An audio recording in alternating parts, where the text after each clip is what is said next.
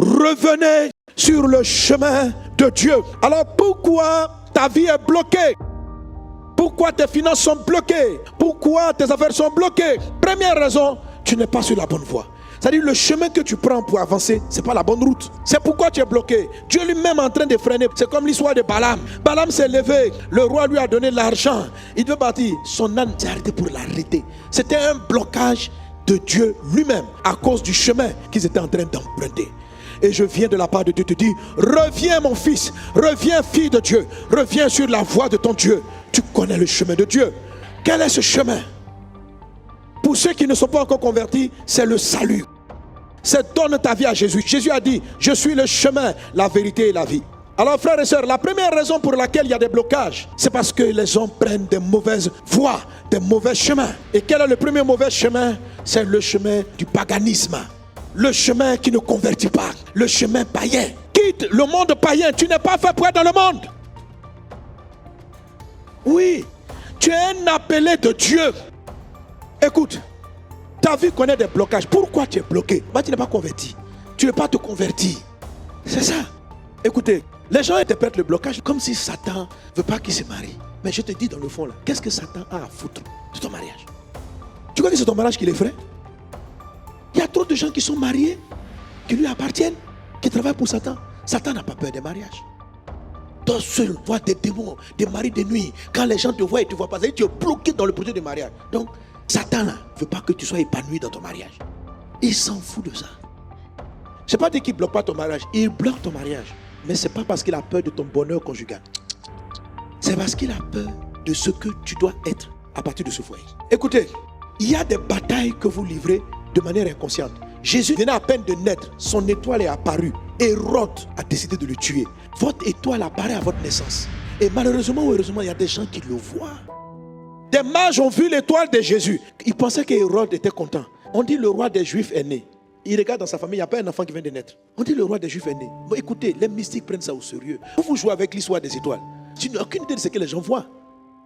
Des mystiques ont vu l'étoile de Jésus. Toi, on a vu ton étoile il y a longtemps. Et la femme là, elle a quelque chose. Et c'est pourquoi tu as des blocages. C'est à cause de ton étoile. Donc tant que tu ne vas pas réaliser que tu dois te mettre sur le chemin pour que l'étoile prenne sa destinée, ta vie sera bloquée. Parce que Satan a peur de toi, tu n'étais même pas conscient. Tu es un gars dangereux. Tu es une femme. Ça dit que ce que Dieu a mis en toi, ce n'est pas bon pour le diable. Mais toi-même, tu ne sais pas ce qui se passe. Ça dit Jésus même était bébé. C'est pourquoi Dieu a parlé à Joseph. Prends l'enfant et sa maman, allez-vous-en. Donc il y a des choses qui sont passées. Il y a des gens qui sont ici, dans le ventre de ta mère, on a fait t'avorter, mais tu es né. Tu as quelqu'un, tu as une destinée. Les maltraitances que tu as connues, les décès autour de toi, la maltraitance de ton enfance. Et tu es là, ta vie est toujours bloquée, mais c'est bloqué parce que tu as une étoile.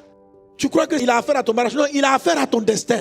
Vous savez, quand Hérode n'a pas pu tuer Jésus, il a massacré tous les enfants. À cause de toi, il y a des dégâts collatéraux.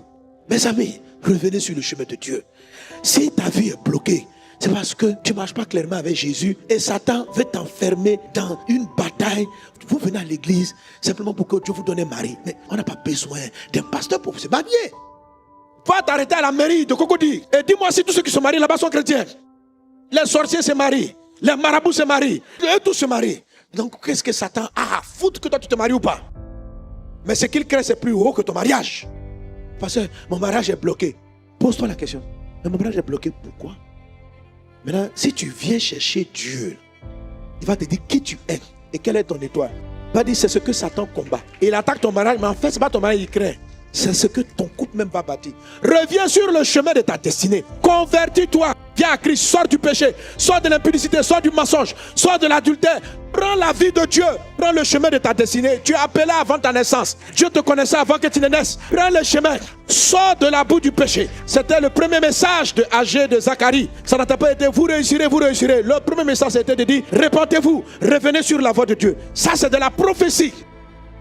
La prophétie, ce n'est pas celle seulement qui vous encense. La prophétie, c'est celle qui vient te ramener sur la voie. C'est celle qui vient te dire qui tu es et ce que tu dois faire et les choses que tu dois laisser. C'est les choses que tu cumules qui n'ont rien à voir avec ta destinée qui te bloquent. C'est les choses que tu accumules, les attitudes, les copains, les copines, les relations bizarres. C'est ça qui te met en retard. C'est ça qui te fait tourner en rond. Tu dois dire, Jésus vient me sauver. Écoutez, n'attendez pas d'être parfait pour venir à Christ. Venez à lui tel que vous êtes. Viens tel que tu es. C'est Jésus qui lave. On ne se lave pas avant de venir à Jésus. On vient chez le laveur. tu ne seras jamais suffisamment propre. Tu étais pécheur et il t'a pris. Nous, là, quand on venait, on était allé chercher des femmes. Mais c'est dans ça qu'on nous a lavé. Et puis après, femme là a quitté nos têtes. Maintenant, tu as péché. C'est vrai que tu as rétrogradé. Toi-même, tu veux quitter les péchés par ta propre force avant de revenir. Mais tu ne pourras pas. Quand tu es attaché à des gens, comment tu quittes? Donc, viens à Jésus tel que tu es. Dis Jésus, je reconnais que cette relation n'est pas la bonne. Mais je sais que tu es le chemin. Veux-tu me sauver?